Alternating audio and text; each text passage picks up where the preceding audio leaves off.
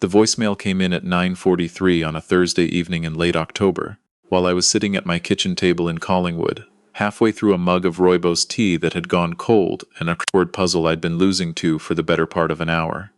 I almost didn't check it. I'd been expecting a call from my neighbor about firewood, and whatever this was, it could wait until morning. Then I saw the name on the screen, my daughter Ivy, and then I heard it. 4 seconds of silence, then a sound I hadn't heard in 23 years. She hummed 3 notes, low then high then low again. The same 3 notes she used to hum into the receiver of our old kitchen wall phone when she was 10 years old. And her mother had just been diagnosed, and the world had become too large and too frightening. And she didn't have words for any of it yet. We built that signal together the winter after Janet was diagnosed with early onset Parkinson's. Ivy was 10, trying very hard to seem older than she was. One Saturday morning she climbed onto the counter the way she always did to talk to me while I made pancakes, and she said very quietly, "Dad, what if something really bad happens and I don't know how to say it out loud?" So we built it between us. 3 notes on a hum. It meant, "I need you. Don't ask questions. Just come." She had never used it. Not once in 23 years. Not through university. Not through her mother's decline. Not through a single argument or heartbreak or difficulty of her adult life. Until that voicemail. I'm 64 years old. Retired Staff Sergeant with the Ontario Provincial Police. 32 years on the job, most of them in serious crimes investigation. The last 8 running a rural detachment north of Barrie. Widower. Grandfather. These days the most pressing decision I make is whether to take the kayak out on Georgian Bay before or after my second coffee. But the moment I heard those 3 notes, every quiet part of me went still and purposeful in a way I hadn't felt in years. I called her back immediately. Straight to voicemail, again. Nothing. By the 3rd attempt I was already pulling on my jacket. I need to tell you something before this story goes any further, because this isn't only a story about one night in October. I have worked crime scenes where evidence told stories no living person could anymore. I have sat with families and delivered news that couldn't be undone. I have watched people collapse in the specific way humans collapse when reality arrives faster than they're able to absorb it. 32 years of that work, and none of it prepared me for what I walked into that night. Or for what I had to admit I had been deliberately choosing not to see for much longer than one evening. Her address in Creemore was 40 minutes from mine on a dry road. That night the road had a thin sheet of early frost on it and the temperature was dropping. I drove it in 34. I called Malcolm Ossie somewhere around the Duntroon crossroads. Malcolm spent 28 years with the Toronto Police Service before he came back up north to retire near his sister. He's one of those people who seem completely idle until something requires precision, at which point he becomes the calmest, most methodical person in any room. He answered on the second ring sounding like he'd been asleep for hours. I told him 2 things. She used the signal. Then her address. A pause. Then he said, "I'll be there." No questions, no hesitation. I drove through freezing fog with my heater running and an old CBC radio documentary playing through one speaker and none of it registering at all. I was thinking, instead, about things I had catalogued and filed carefully and chosen not to look at directly. Ivy wearing a turtleneck at the Canada Day barbecue in July. The way she'd started apologizing for things before anyone had even raised a complaint. How my grandson Owen would go very quiet and watchful the moment his father's voice changed pitch, even slightly. The particular stillness of a child who has already learned that stillness is a strategy. Last Christmas, Ivy's husband Derek Solway had corrected her in front of the entire family at my dining room table, because she'd put too much cardamom in the mulled cider. He didn't raise his voice. He was worse than raised voices. That low, disappointed tone that people use when they want everyone in the room to understand that you are beneath them, while appearing entirely reasonable about it. Ivy smiled immediately and said she'd make a fresh pot. Her hands were unsteady when she carried the first one to the kitchen. I saw it. I said nothing. I told myself it wasn't my business to interfere in a marriage. I told myself that staying out of it was the same as keeping the peace. It isn't. I know that now. It never was. I turned onto her street around 10:20. The subdivision was one of those newer developments outside of Creemore, the kind built to look established, with stone-faced facades and mature trees planted exactly far enough apart that the whole thing felt like a catalog photograph. Derek had chosen this neighborhood specifically. He liked the impression it made. Malcolm's Silverado was already parked at the end of the block. He climbed in without a word and we drove the last stretch in silence. The porch light was on. Then I heard it, even through the truck windows in the October quiet. Raised voices. One voice, specifically. Then the sound of something heavy hitting a wall. Malcolm looked at me steadily. "You want me to make the call first?" I was already scanning the property. Owen's hockey bag dropped beside the front steps. Ivy's gray Subaru in the driveway, kitchen window lit up yellow. Then Derek's voice, sharp and clear through the walls. You think your father showing up fixes anything? I got out of the truck. I don't entirely remember crossing the front lawn. I remember the frozen grass crunching under my boots and Malcolm's footsteps matching mine. And I remember feeling, somewhere behind my sternum, something calm and patient that I had been maintaining for years simply close. Like a valve turning off. I had been patient. I had been respectful.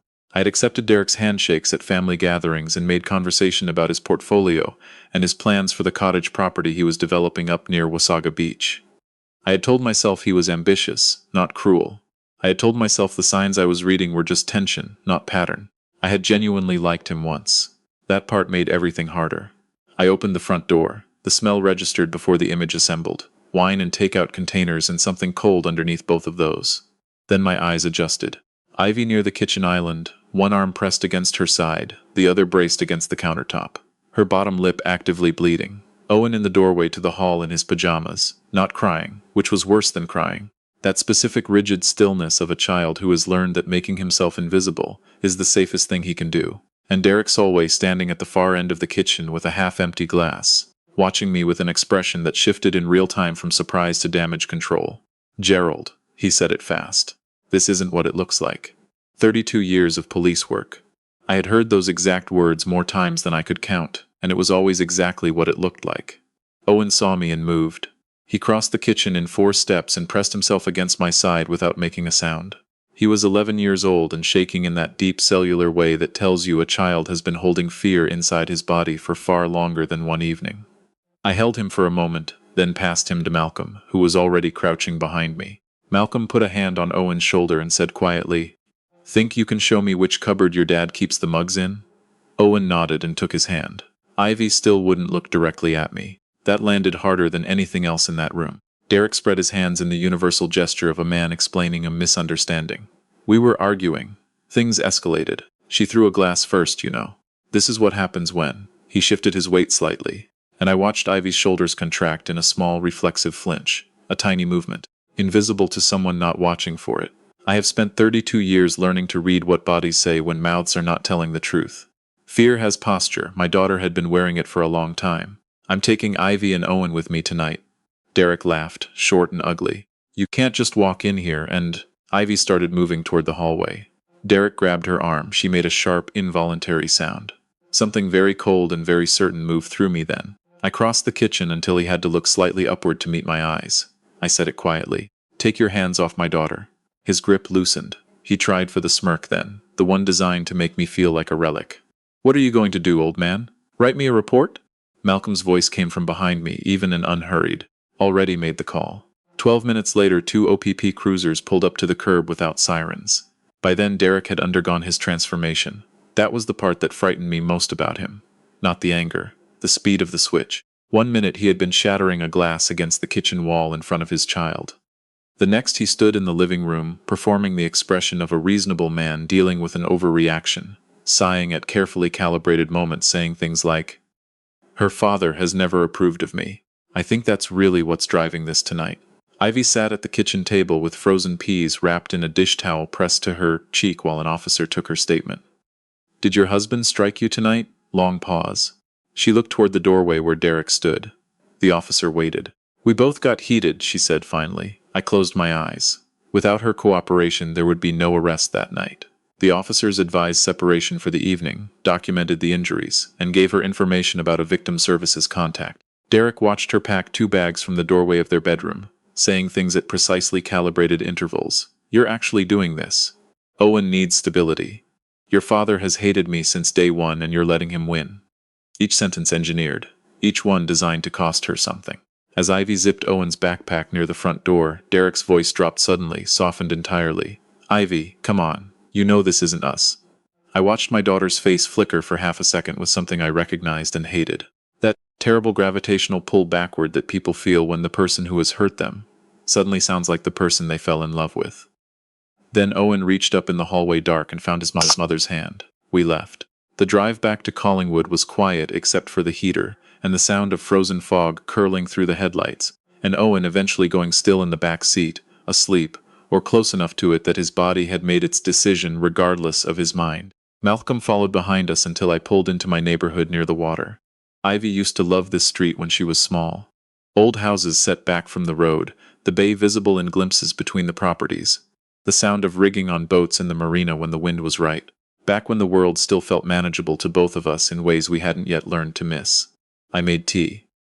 Ivy stood in my kitchen holding the mug in both hands and not drinking from it, and staring at the kettle like she was trying to remember what it was for. Malcolm left around 1:30 in the morning. On his way out, he stopped beside me on the front porch. "This didn't start tonight," he said. "No, how long do you think?" I looked through the window at Ivy sitting motionless at my table. "Longer than I let myself admit," I told him. He nodded once. "I'll start making calls in the morning." I didn't sleep. If you've ever sat alone in a dark kitchen at 4 in the morning cataloging every moment you chose to look away, because looking directly felt like overstepping, you already understand exactly what that night felt like. Every small thing I had noticed and filed and moved past. Every time Ivy said, "Dad, please don't make it worse." Every time I convinced myself that her privacy mattered more than my instinct. The answer to the question that arrives at 4 in the morning is always the same. It doesn't. Staying out of it was never the same as keeping her safe. I just let myself believe it was because believing it was more comfortable than the alternative. Ivy came into the kitchen around 4:30 wearing an old university hoodie she'd left at my house years ago.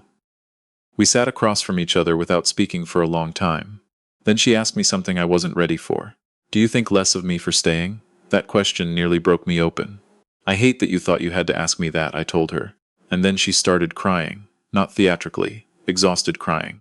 The kind that comes when someone has been holding the structure of themselves together for so long that finally letting go feels almost physical. Over the next hour, pieces came out slowly. Derek had controlled all their shared finances since Ivy went part-time after Owen was born. He checked her phone. He started arguments before family events so that she appeared reactive to anyone who witnessed the aftermath. He criticized her parenting, her appearance, her choices, and her memory in a steady, relentless undertone. And when he drank, which had been escalating for 2 years, the floor fell out from under everything. "How long?" I asked. She looked at her untouched mug. "The first time he hit me, Owen was 2.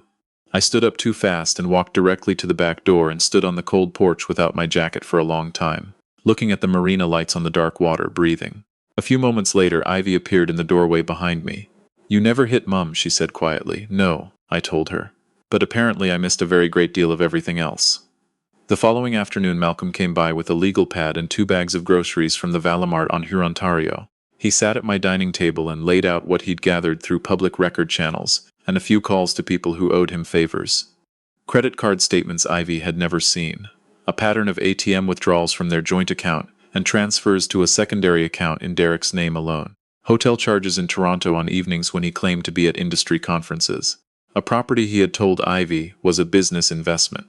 A condo in Barrie registered solely in his name and purchased with funds from their joint TFSA without her knowledge or signature.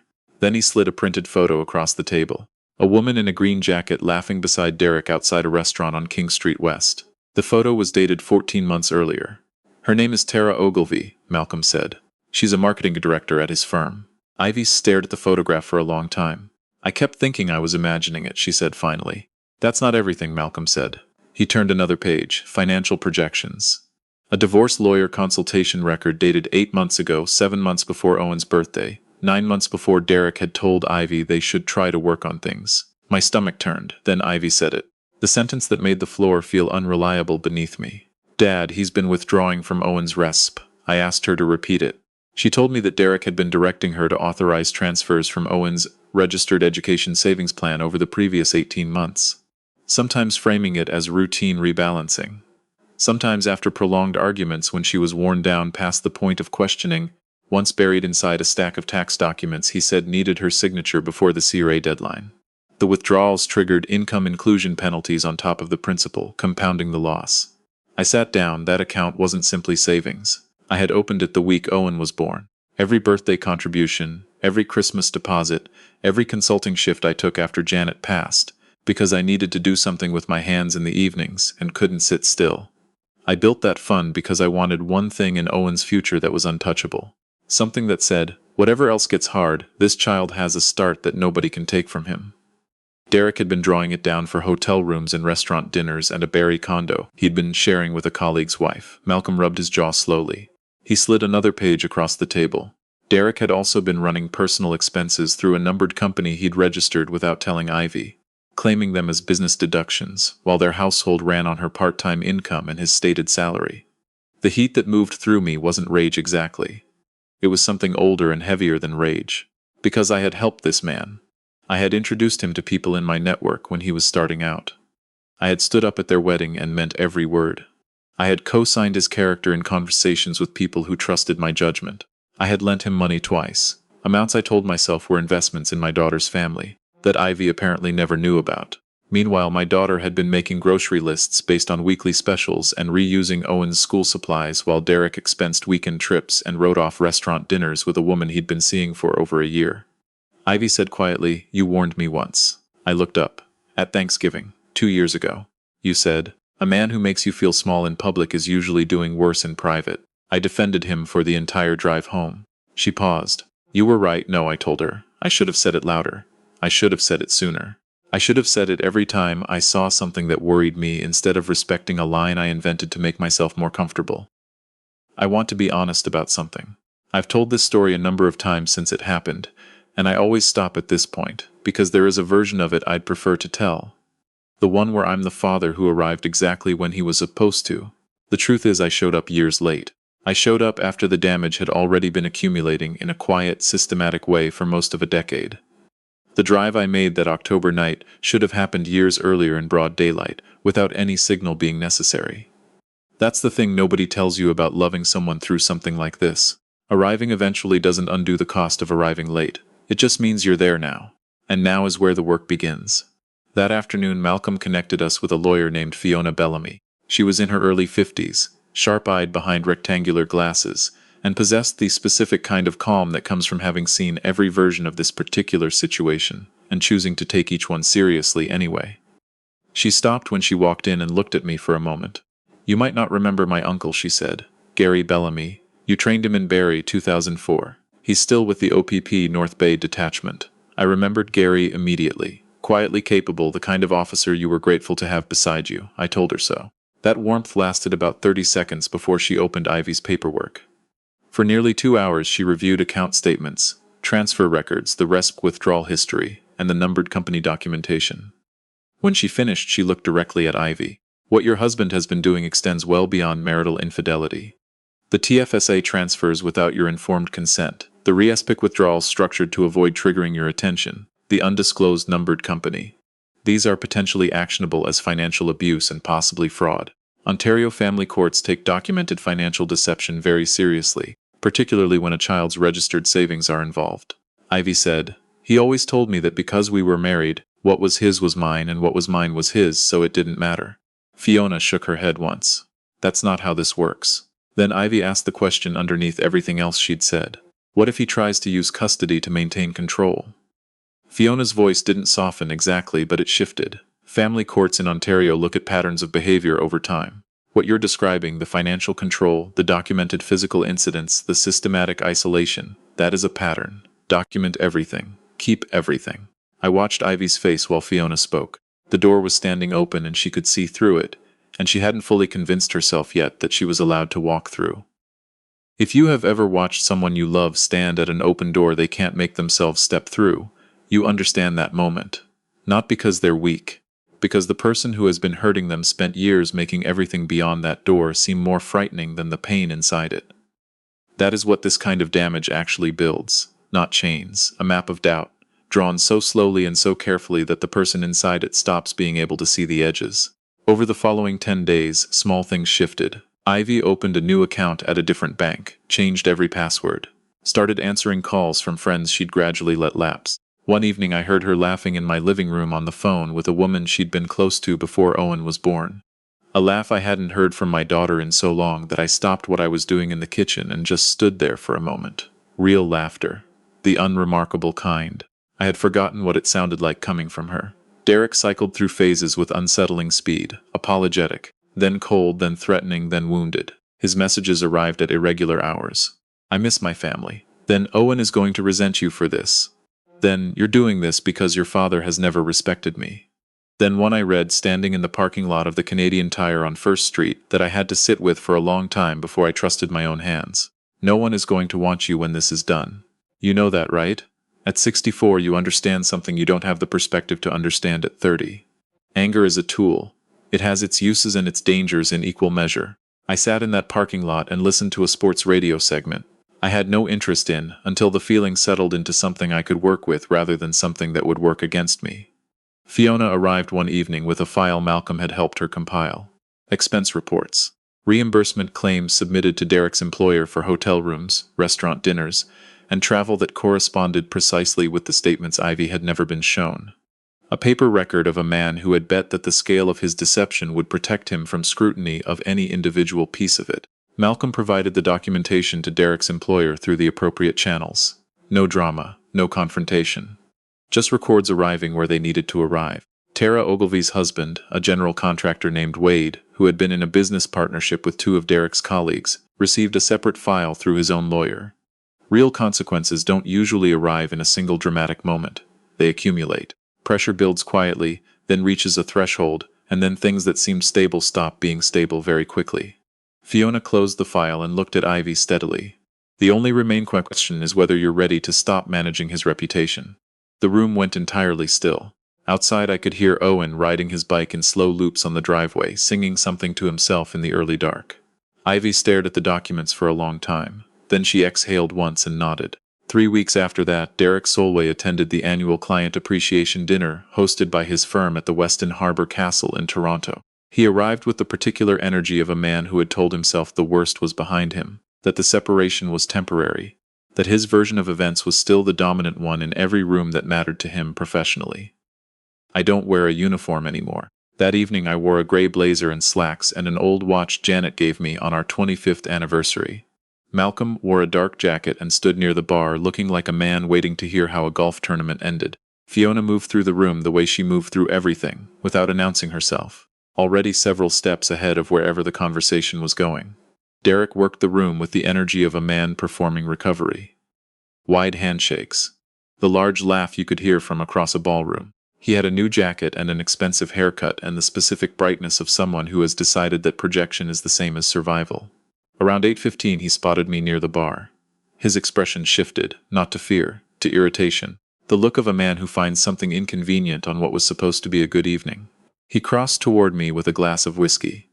Gerald. He said my name like a correction. Didn't realize this was your kind of event. I looked at him. How's Creemore treating you these days? That irritated him because it wasn't the response he'd been calibrating for. He leaned slightly. I think you need to understand that what you're doing to my family. My daughter is doing better than she has in years, I said. His jaw tightened for exactly half a second. Then the practiced expression came back. We all find the version of the story that's easiest to live with. He walked away, but I noticed him glance back twice. By 8:45 the room had begun to shift beneath its own surface. Certain colleagues who had been warm earlier in the evening were now occupied with their phones. Wade's lawyer had apparently made a call earlier in the week that had produced a response Derek hadn't been prepared for.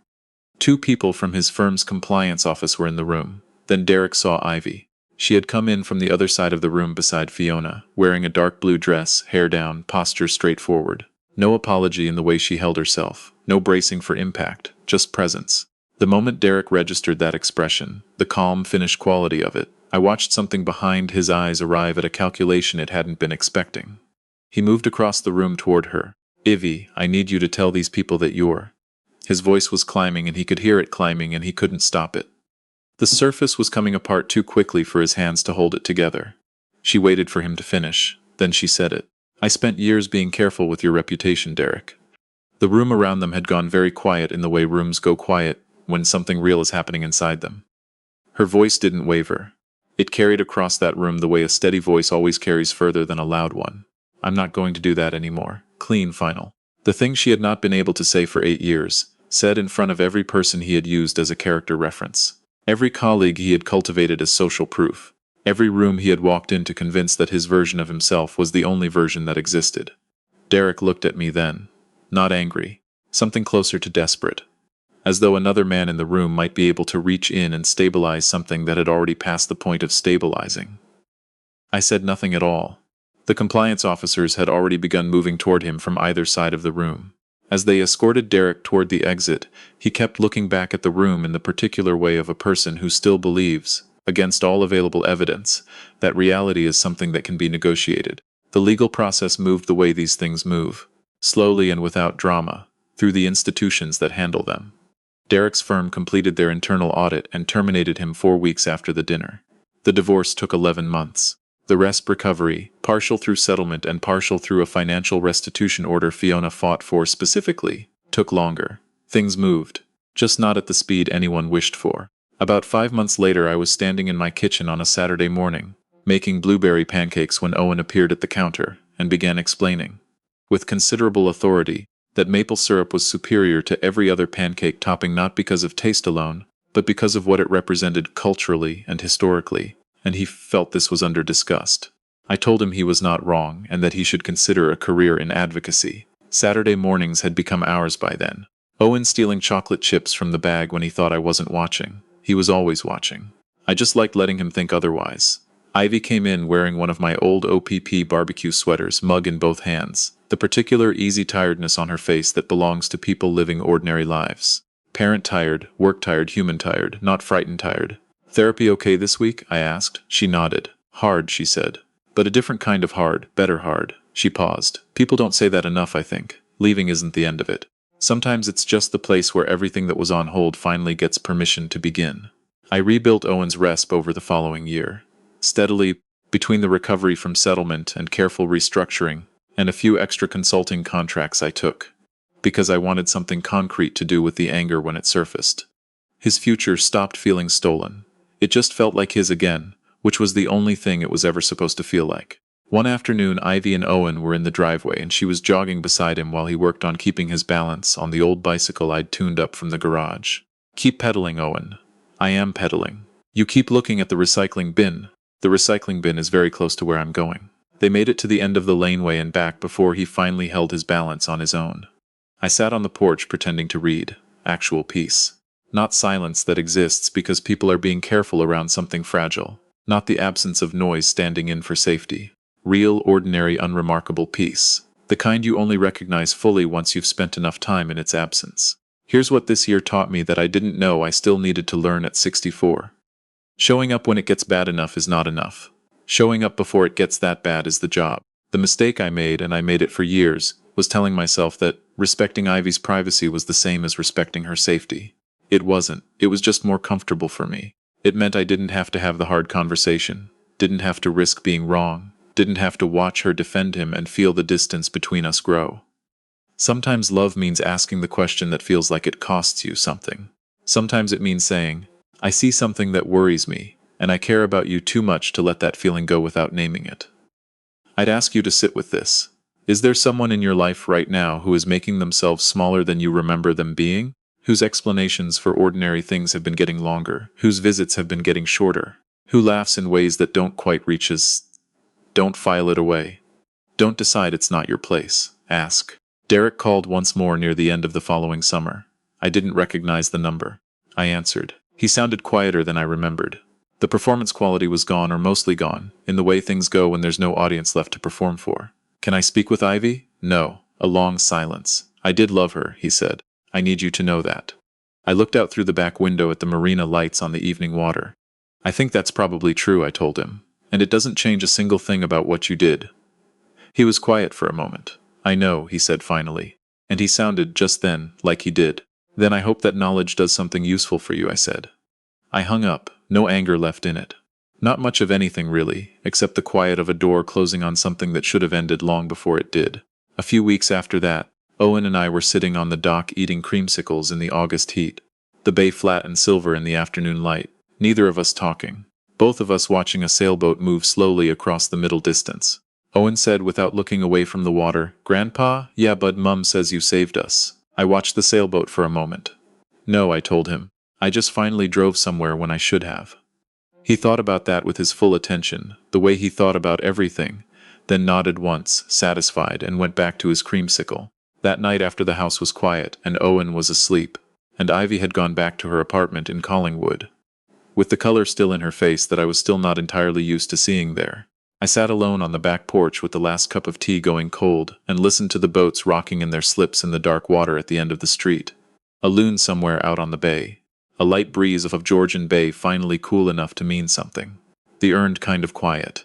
The kind that feels like something, rather than just the absence of noise. If this story stayed with you, I want to hear from you. Drop a 1 in the comments if you think I was right to drive straight to that house the moment I heard the signal. Drop a 2 if you think I should have had the hard conversation with Ivy years earlier, the moment I saw Derek humiliate her at that Thanksgiving table. Drop a 3 if the moment Ivy spoke in that ballroom, calm and finished and done, is the one you'll carry longest from this story. And tell me where you're watching from and what time it is there right now, because this channel reaches people in places I'm still a little amazed by, and every comment is a reminder of why these stories matter. If you've ever filed something away because saying it out loud felt like overstepping, you already know what that 4 a.m. kitchen felt like. You're not alone in that.